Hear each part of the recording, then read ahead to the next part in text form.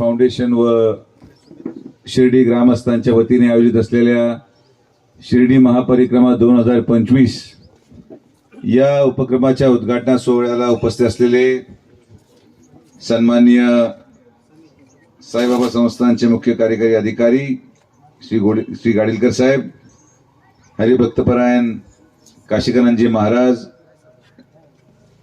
DySP माननीय वमने साहेब, उपस्थित असलेले व्यासपीठावरील सर्व सन्माननीय शिर्डीचे प्रतिष्ठित नगरसेवक भैया असतील, कमलाकर भाऊ सरपंच आलेत, दिनूभाऊ आहेत, गोपीनाथ बापू आहे, विजूभाऊ आहे, ताराचंद आहे आणि आलेले सर्व सन्माननीय समोर आलेले ग्रामस्थ, आमचे विद्यार्थी आणि सन्माननीय पत्रकार बंधूंनो, सर्वात प्रथम ग्रीन अँड क्लीन शिर्डीच्या वतीने हा जो उपक्रम 2020 साली सुरू करण्यात आला आणि या उपक्रमाच्या माध्यमातून ज्या नाविन्यपूर्ण पद्धतीने 2025 उद्घाटन त्यांनी आयोजित केलं, मला असं वाटतं या उद्घाटनाचा व्हिडिओ फुटेज पाहून मागच्या वेळेसपेक्षा दुपटीने साई भक्त सहभागी होणार आहेत. हे तुमचं परिश्रमाचं काम आहे.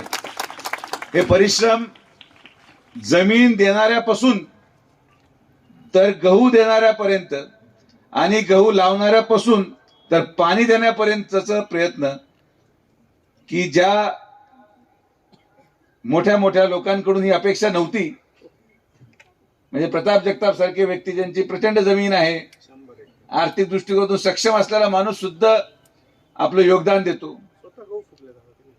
रवी तात्यासारखा माणूस ज्याचा आत्ता जमिनीचं आरक्षण उठलं आणि आता तो लवकरच श्रीमंत होईल, अशाही माणसाने येऊन पाण्याची जबाबदारी घेणं. आणि म्हणून बाबांच्या भूमीमध्ये सगळे फकीर आहेत. या भूमिकेतून कोणीही मनाचा अहंकार न ठेवता या उपक्रमाला हात लावला, म्हणून आजचा दिवस आपल्याला पाहायला मिळाला. गाडीलकर साहेब आज आपण आहात. मी आपल्याला 2-3 विनंती निश्चित करेल आणि त्या गोष्टी घडणार आहेत, पण तुम्हाला अगोदर विनंती केल्या म्हणजे तुम्ही पूर्वतयारी ठेवाल. की साई भक्त आणण्याच्या दृष्टिकोनातून परिक्रमा एक माध्यम आहे ज्यामध्ये दोन्ही गोष्ट साध्य होतात. बाबांच्या विचारांची प्रसिद्धी देशभरामध्ये आणि त्याचबरोबर शिर्डीचा अर्थ करणारा चालना मिळावी असा एक संयुक्तिक मेळ या ग्रीन अँड क्लीन शिर्डीच्या माध्यमातून घातला जात आहे. माझी आपल्या संस्थांच्या वतीने नम्रपणे विनंती आहे की आपल्याला भविष्य कालावधीमध्ये 2 ते 3 गोष्टी आवश्यक करायच्या आणि आपल्याला कराव्याच लागणार. एक, की आपल्या संस्थांचा जो खर्च आहे तो खर्च अशा माध्यमातून व्हावा की त्या खर्चाची परतफेड या भूमीमध्ये जन्मलेल्या माणसाच्या उपजीविकेचं साधन व्हावं, एवढं आपल्याला करायचं. आपण आता एक हॉस्पिटल बांधायचा निर्णय घेतला, बांधू शकतात, काय अडचण नाही, पण ती आज शिर्डीकरांची गरज नाही.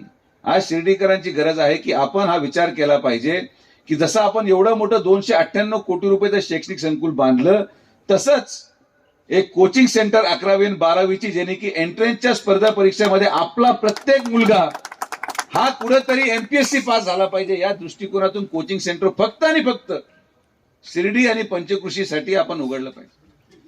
आपण दवाखाना उघडला पण त्याच्यामध्ये फक्त 25% स्थानिक लोक लाभ घेतात आणि 75% बाहेरचे लोक. ठीक आहे, त्यांना आजार बळा होण्यामध्ये साहित्य मिळतं, आपली काही अडचण नाही, पण त्यांनी ना शिर्डी ग्रामस्थांचं जीवनमान बदलतं ना स्थानिकांना काही रोजगाराची संधी किंवा रोजगाराचा काय फायदा आहे. संस्थांचा उद्देश भक्तांचा काळजी घेणं आणि त्याचबरोबर शिर्डीची अर्थव्यवस्था बळकट करणे आणि ज्यामुळे ही शिर्डी सुरक्षित आहे, या ग्रामस्थांचं मुलांचं उज्ज्वल भविष्य आपल्याला घडवायचं आहे. यासाठी आपण काम केलं पाहिजे. या बाकी सगळ्या गोष्टी, प्रसादालयामध्ये आपण मोफत जेवण देऊ राहिले, 25 रुपये केलं पाहिजे, खरंच पेड केलं पाहिजे. तो जो पैसा वाचेल तुम्ही आमच्या मुलांच्या भविष्यासाठी खर्च करा. अख्खं देश इथं येऊन फुकट जेवतोय, भिकारी सगळे महाराष्ट्राचे इथं गोळा झाले, हे योग्य नाही. संस्थांनी हा विचार केला पाहिजे की आपण इथं काय करत आहोत, कशासाठी करत आहोत. आणि म्हणून आम्ही आपल्याला आवर्जून विनंती करेल की शिर्डीची अर्थव्यवस्था, मी जी स्वप्न पाहिले की मुलं शिकले तर पाहिजेच, पण आपण जो संकल्प केलेला आहे की जी जमीन माननीय नामदार राधाकृष्ण विखे पाटील साहेबांनी संस्थानला मोफत दिली, त्या जमिनीवर पुढच्या 3 वर्षामध्ये 100 कोटी रुपयाचं क्रिकेट स्टेडियम उभारलं गेलं पाहिजे म्हणजे पाहिजे. मी तुम्हाला सगळ्या ग्रामस्थांना लिहून देतो की एक आयपीएल आणि शिर्डीची अर्थव्यवस्था वर्षभराची बदलून जाईल हा शब्द सुजय विखेचा आहे. त्यामुळे टाळ्या तुम्हाला सांगून जातात, हे काय मुलांच्या मनातलंच मी बोलतो. कारण की जेवढी जबाबदारी साई भक्ताची तुम्ही घेतात तेवढी जबाबदारी शिर्डीच्या अर्थव्यवस्थेची देखील घेण्याची जबाबदारी साईबाबा संस्थांची असली पाहिजे. तुम्ही चांगलं काम करताय याबाबतीत काही दुमत नाही, पण निर्णय घेताना सारंकृत विकास, आता आपण एवढं 298 कोटी रुपयाचं शैक्षणिक संकुल बांधलं का आपण त्याला दर्जेदार शिक्षक देऊ शकत नाही? केरळातून शिक्षक आले पाहिजेत, पगाराला खर्च होऊ द्या, पण 12वी पास झालेला मुलगा एकदम उत्कृष्ट इंग्लिश बोलता आलं पाहिजे अशा पद्धतीने शिक्षण सुविधा उपलब्ध झाली पाहिजे. नाही तर काय उपयोग नाही. बिल्डिंगवर खर्च आहे, स्क्रीनवर खर्च आहे, ऑडिटोरियमवर खर्च आहे, स्विमिंग पूलवर खर्च आहे, शिक्षकांवर नाही. गुणवत्तेवर खर्च करा, झाडाखाली शिकवा, पण शिकवणारा 1.5 लाख रुपये मागतो त्याला द्या, पण तरच मुलं घडतील. अन्यथा जे आपण पाहत आलेलो आहोत ते तसंच चालतं. तुम्ही बिनधास्त निर्णय घ्या, कोण काय करत नाही. हे सगळे सेटिंग मध्ये आम्ही लोक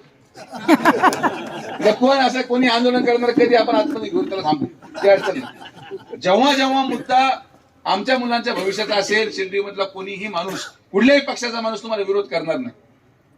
माझी आपल्याला हात जोडून विनंती की जी आपण मराठी मीडियम शाळा चालवत आहेत त्याला सीबीएसई मीडियम, जी मुलींची शाळा आहे ती कंपल्सरी सीबीएसई मीडियम मध्ये कन्वर्ट, इंग्लिश मीडियम मध्ये कन्वर्ट झाली पाहिजे आणि सीबीएसईचंच शिक्षण या शिर्डीच्या गोरगरीब मुलांना मोफत झालं पाहिजे, ही आपली संकल्पना. दुर्दैवाने अनेक गोष्टी का सगळं तेच,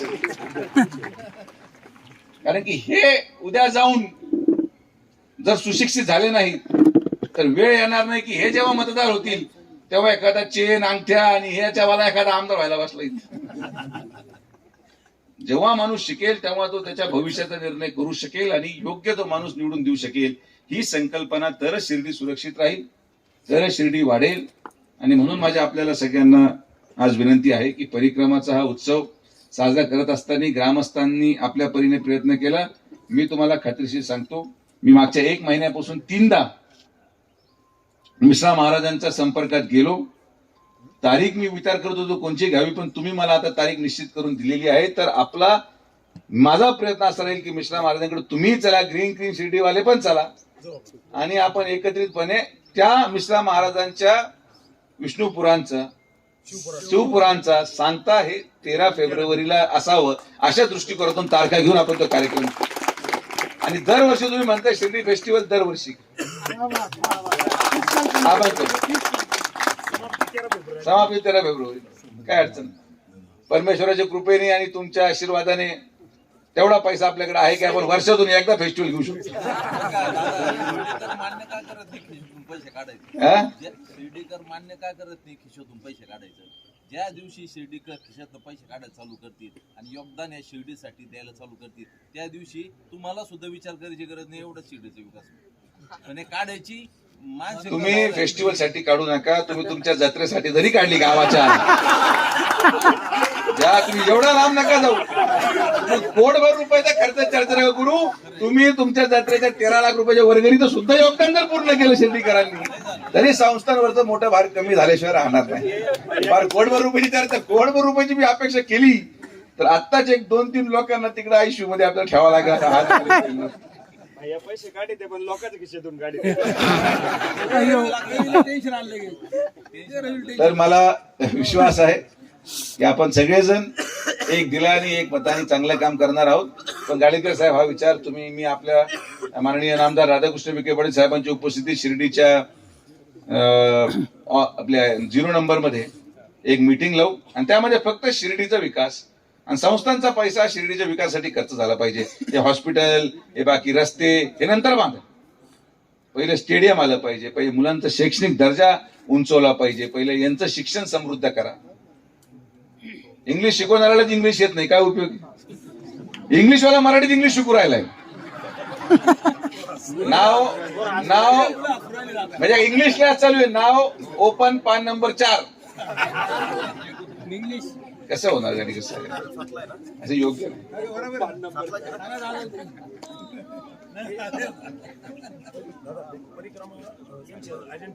आणि परिक्रमा देखील मी आपल्याला माहिती म्हणून सांगतो की आपण परिक्रमाचं जे मॉडेल आपण दाखवलं ते प्रेझेंटेशन आपण धीरूभाई आपल्या अनंत अंबानींना दाखवलं आणि त्यांनी प्राथमिक तत्वावर असं खात्री दिली की मी किमान या परिक्रमाच्या मार्गाच्या विकासासाठी 125 कोटी रुपयाची तरतूद मी करेल असं त्यांनी खात्री दिली. परत ती प्रक्रिया आहे, आपण जसं पुढे जाऊ तसं जाऊ. पण आपण गाडगे साहेब या विषयावर निश्चित मीटिंग घेऊन शिर्डीच्या भविष्याच्या दृष्टिकोनातून आपण विचार केला पाहिजे. मला विश्वास आहे की येणाऱ्या कालावधीमध्ये जो शिर्डीचा विकास होतोय, MIDC आता पूर्ण सुरू झालेली आहे, त्याचे रस्त्याचं काम सुरू झालंय, आपलं एअरपोर्ट 560 कोटी रुपयाचं पूर्ण होतंय, एक स्टेडियम आलं, 5 स्टार हॉटेल आता 2-3 ठिकाणी मला वाटतं की यायला सुरू होणार आहेत. प्रचंड 5 वर्षात बदललेली शिर्डी आपल्याला दिसेल. पण त्यामध्ये संस्थांचं योगदान हे इतर गोष्टींपेक्षा महत्वाचं असावं. आणि माझी आपल्याला परत विनंती की कृपया करून प्रसादालयामध्ये मोफत जेवण हे आपण बंद करावं, ही माझी आपल्याला हात जोडून विनंती आहे. आणि ग्रामस्थांसमवेत मीटिंग घेऊन निश्चित आम्हाला आंदोलन करायची वेळ आली तरी आम्ही करणार.